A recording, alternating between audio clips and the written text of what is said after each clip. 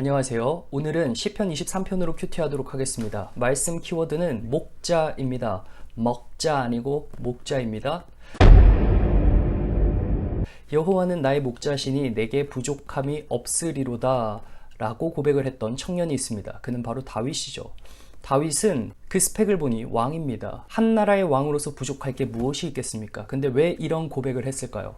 여러분, 우리가 당장 왕이 될 수는 없어도 그나마 희박한 확률로 로또에 당첨이 되어서 수십억 원을 우리 손에 거머쥘 수 있습니다. 물론 그런 일은 없겠지만 만약에 그런 일이 일어난다면 우리는 너무나 쉽게 부족함이 없다고 이야기를 할 수 있겠죠.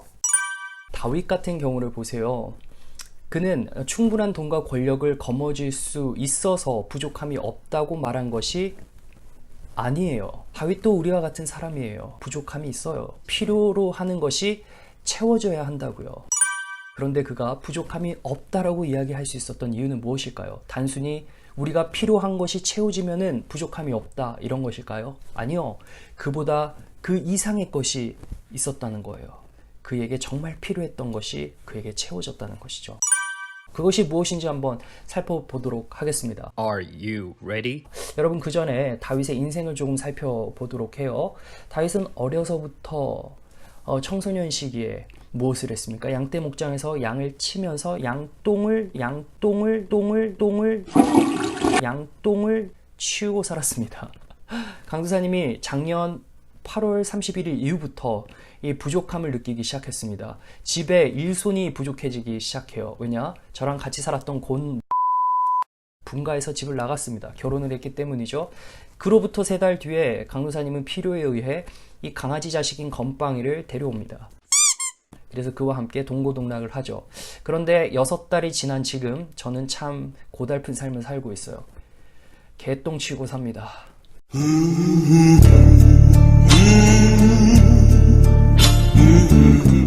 자, 이러한 느낌으로 다윗을 보니까 애처로워 보이기 시작하더라고요. 양똥을 치웠을 뿐만 아니라 매일 다가오는 들짐승의 위협으로부터 양떼를 지켜야만 했습니다. 그도 파이팅을 하면서 언제 어떻게 될지 모르는 내일이 없는 삶을 살았다는 거죠.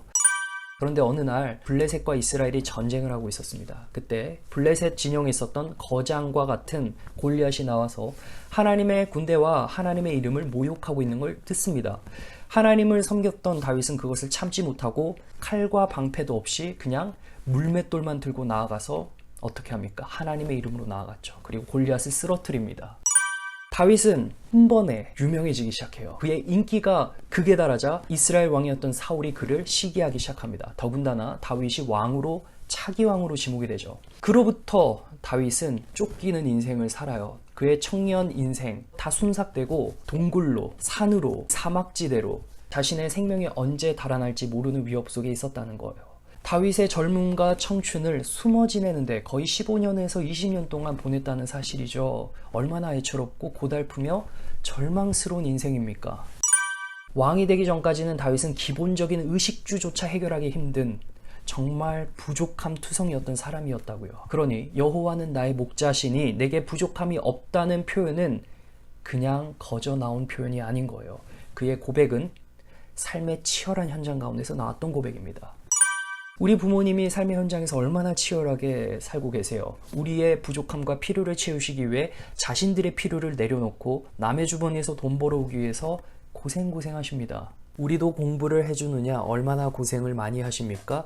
우리를 통해서 기대하시는 부모님의 저세상 나라 이상적인 꿈이 있는가 하면 현실 세계에서 우리가 가지고 오는 성적표를 통해서 우리 뇌의 한계치가 이 정도밖에 되지 않는다는 것을 입증시켜 그 꿈을 와르르 무너뜨리죠. 그 사이에 간격을 좁히는 역할을 우리가 매일같이 반복하고 있습니다. 그런 여러분을 응원합니다. 어쨌거나 부모님이나 우리나 둘 다 고생을 많이 합니다. 필요를 채우고 부족함을 메우기 위해 살아간다는 겁니다.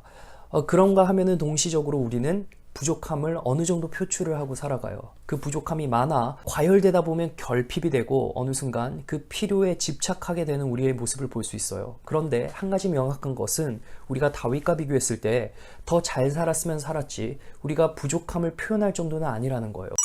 왜냐하면 다윗은 청소년 시절에 양똥을 치우던 비천한 남에게 비교 평가될 때 절하되는 그러한 존재였어요. 더 나아가 그는 청년 때에 사울 왕에게 쫓기면서 목숨이 위태한 상황 가운데 있었다고요. 우리의 미래가 어떨지는 알 수 없지만 분명한 것은 다윗과 같이 되지 않을 것이라는 확신이 있습니다. 그렇게 되지 않기를 원하죠.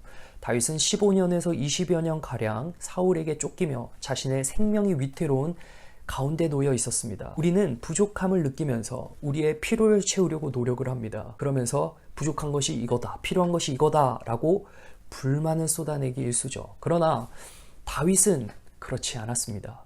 다윗은 부족함이 없다라고 도리어 이야기를 해요. 부족함이 많은 사람이 도리어 다윗 아닌가요? 다윗의 눈으로 보기에는 모든 세상이 다 부정적으로 보였을 겁니다. 여호와는 나의 목자시라고요? 아니요, 도리어 나의 걸림돌이라고 이야기할 수 있었어요. 그의 상황이 그렇다고요. 그러나 다윗은 불평불만하지 않았어요. 그가 그렇게 부족함이 없다는 표현을 할 수 있었던 이유는 바라보았던 것이 한 가지가 있었습니다. 6절에 내가 여호와의 집에 영원히 살리라. 그는 하나님의 집에 영원히 살 수 있다는 확신이 있었고 그것을 믿었습니다. 그러니 현실의 삶이 어떻든 그는 부족함을 못 느꼈던 거예요.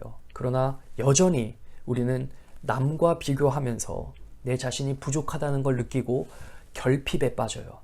그리고 그 필요를 너무 추구하다 보니까 집착하게 되는 것이죠. 화장품을 찍어 바르지 않고 밖에 나갈 수가 없습니다. 집으로 들어오면은 남들 다 하는 게임 내가 못하고 랜선 끊겨 있고 컴퓨터 마우스 키보드 없으니까 세상 다 잃은 듯한 멍한 표정을 짓죠. 우리에게 재미를 가져다 줄 수 있는 그것이 없게 되면은 우리는 부족함을 느낍니다. 그리고 그것을 찾아 나서죠. 학교에서 우리가 공부를 하며 조금 더 나은 삶을 살고 좋은 직업 가지려고 공부를 열심으로 합니다. 어느덧 정신노동을 하고 있습니다. 우리는 친구와의 관계 속에서도 소속감을 느끼고 나의 존재감을 드러내기 위해서 감정노동을 합니다. 혹여나 학교 인싸 친구가 나와 함께 놀아준다면 그날만큼 정말 세상 다 얻은 기분이죠. 그러나 반대로 그가 나를 공격 대상으로 삼아 왕따 시키기 시작하면 세상 다 잃은 듯한 느낌이죠. 다윗은 나라에서 그를 왕따시켰습니다. 왕이 그를 쫓아다니며 죽이려고 했어요. 그가 얼마나 결핍된 상황입니까? 그의 필요는 무엇이었겠어요? 다른 것이 아닙니다. 그는 피난처 하나가 있으면 됐었던 거예요. 그러니 그가 고백한 여호와는 나의 목자시다라는 표현이 맞는 거예요. 왜요? 목자는 옆에서 도와주는 사람이거든요. 그가 삶 속에서 하나님을 경험했기 때문입니다. 2절 볼까요? 그가 나를 푸른 풀밭에 누이시며 쉴만한 물가로 인도하시는도다. 자, 여기서 인도하다는 거는 옆에 따라붙어서 도와주다는 help along 이라는 뜻입니다. 다윗이 푸른 풀밭을 경험해요. 쉴만한 물가에서 물을 마십니다. 그가 숨어 지내면서 얼마나 떨렸을까요? 그런데 대자로 뻗어 누울 수 있을 만한 푸른 풀밭이래요. 사막, 그때 햇볕이 내리쬐는 무더위 속에서 허덕이는 그의 모습을 한번 상상해 보세요. 자, 2절 말씀에서 쉬고 있습니다. 그것을 가능하도록 도우신 분이 누구라고요? 하나님이라는 거죠. 그런데 단순히 먹고 쉬는 정도에서 그치는 것이 아닙니다. 다윗이 정말 하고자 하는 말이 3절에 있습니다. 내 영혼을 소생시키시고. 여러분, 소생이란 말 들어보셨어요? 심폐소생술 아시죠? 다윗은 지금 자신의 영혼이 소생하고 있는 것을 경험하고 있습니다. 이 소생하다는 뜻은 되돌아오다라는 뜻입니다. 그의 영혼이 죽음 가운데 있었지만 하나님께서 인도하심을 통하여서 그가 쉬게 되고 다시금 소생하는 힘을 얻는다는 거예요. 여러분, 지금 다윗은 푸른 풀밭과 쉴만한 물가에서 양식과 쉼을 얻고 있죠. 그걸 통해서 그가 누리는 것은 단순히 육체적인 피로, 그리고 그 위협의 상황에서 건져졌을 뿐만 아니라 그것보다 더 중요한 문제, 바로 구원의 문제, 영생의 문제가 해결된 것을 기뻐하고 있는 거예요. 그러니 그가 오늘 6절에서 이야기한 것과 같이 하나님의 집에서 영원히 살기 때문에 내가 지금 당하는 고통은 아무것도 아니다. 부족함이 없다는 말을 할 수 있었던 겁니다. 여러분 정말 부족한 게 없으세요? 여러분은 하나님을 목자라고 생각을 하고 고백을 하고 있습니까? 사실 우리는 이러한 고백이 없습니다. 이러한 고백이 있다 치더라도 부족함을 느끼면서 살아간다는 것이 우리의 현실인 거죠. 우리가 많은 것을 바라보면서 많은 것을 필요로 하고 그것을 채우기 위해 살아가고 있습니다. 발버둥 치고 노력을 합니다. 그것이 중요하지 않다는 이야기가 아니죠. 그런데 중요한 사실은 그것이 우리의 영혼의 문제, 구원의 문제를 해결해 줄 수는 없어요. 없다고 안 돼. 하나님과의 관계 속에 죄로 인해 끊어졌던 단절된 우리의 관계를 도저히 회복시킬 수가 없다는 거예요. 사실 이것을 위해서 누가 오셨습니까? 예수 그리스도께서 오셨습니다. 자, 예수님께서 무슨 일을 하셨습니까? 바로 목자의 역할을 하셨다는 거예요. 오늘 요한복음 10장 3절의 말씀을 볼까요? 문지기는 그를 위하여 문을 열고 양은 그의 음성을 듣나니 그가 자기 양의 이름을 각각 불러 인도하여 내느니라. 예수님께서 말씀으로 양을 불러내세요. 그리고 그를 인도하신다는 겁니다. 인도함을 받으면 그의 영혼이 죽음으로 갈 수가 없는 거예요. 죽음에서 다시금 그 영혼이 소생하는 은혜를 누린다는 거예요. 그것이 축복인 거죠. 예수님께서는 또한 우리에게 요한복음 10장 9절에 이렇게 말해요. 내가 문이니 누구든지 나로 말미암아 들어가면 구원을 받고 또 들어가며 나오며 꼴을 얻으리라. 예수님께서는 목자이십니다. 그래서 인도하시죠. 동시에 문지기가 되셔서 지키십니다. 목자로서 푸른 풀밭으로 인도하셔서 양식을 주시고 쉴만한 물가에서 쉬게 하세요. 그리고 그 양을 사나운 짐승으로부터 지키기 위해 우리로 인도하시는 거예요. 그 안에서 문지기가 양들을 지켜요. 그 문을 통해 들어오고 나가는 양떼들은 구원을 받죠. 그리고 무엇보다 그곳에서 계속적으로 하나님의 양식, 그 꼴을 공급받는다는 거예요. 이것은 하나님의 말씀인 거죠. 이와 같이 다윗의 고백, 여호와는 나의 목자시니 내게 부족함이 없다는 것은 단순히 그의 삶 속에서 위기에 처했을 때 나를 도와주시는 분으로만 인식하지 않고 더 나아가 그 무엇도 나의 영혼의 문제와 나의 죄의 문제를 해결할 수 없는 그것을 해결해 주시는 분이 하나님이라는 사실을 알게 된 거예요. 나의 영혼을 소생시키고 다시 되살아나게 해서 어디로 인도하신대요? 의의 길로 인도하신대요.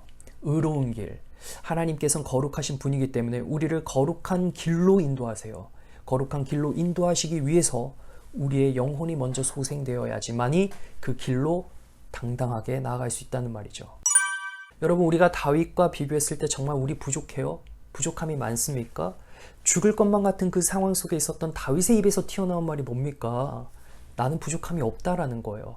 아니죠. 부족함 천지죠. 죽을 위기에 처해 있잖아요. 그런데 그가 그런 고백을 할 수 있었던 이유는 하나님 나라에 대한 확신. 그 확신은 그가 삶에서 경험하는 하나님의 인도하심 속에 매번 매순간 드러났던 거예요. 그것을 통해 그는 양식을 먹었죠. 그 양식으로 만족하며 거기서 그친 것이 아닙니다. 그것을 자세히 들여다보니 하나님이 나의 영혼을 다시금 되살아나게 하시는 것을 경험하도록 하시는구나 라는 것을 느낀 거예요. 그래서 그걸 통해 결국 하나님의 의로운 길, 의의 길로 인도하신다는 것을 깨닫게 된 거죠. 우리가 아무리 어렵고 힘들고 친구와의 관계가 뒤틀리고 성적이 제대로 나오지 않는다고 해도 우리는 하나님의 나라를 이미 받은 사람들입니다. 그 나라가 있기 때문에 부족함이 없다라는 고백을 충분히 할 수 있습니다. 그러나 부족함 많은 것처럼 살아가는 이유가 뭡니까? 비교당하니까. 내가 저 친구보다 못하다는 생각 때문에 그래요. 여러분, 거기에서 조금 벗어나시길 바랍니다. 최선을 다하시되 최선을 다한 그 결과의 값이 제대로 나오지 않는다고 해서 여러분 좌절하실 필요가 없습니다. 여러분 하나님 나라의 자녀이고 여러분이 살아가는 동안에 가장 선한 길로 하나님이 인도해 주실 것이라는 것을 믿길 바래요.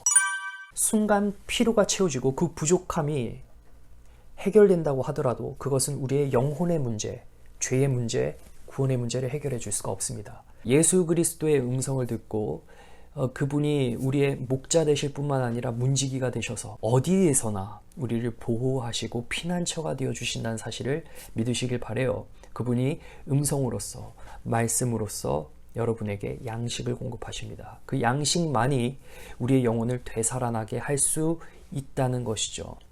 그것을 통해 여러분의 삶이 변화를 겪고 가치관이 새롭고 거룩하게 되어서 의의 길로 인도함을 받는 귀한 여러분이 되시기를 간절히 소망합니다.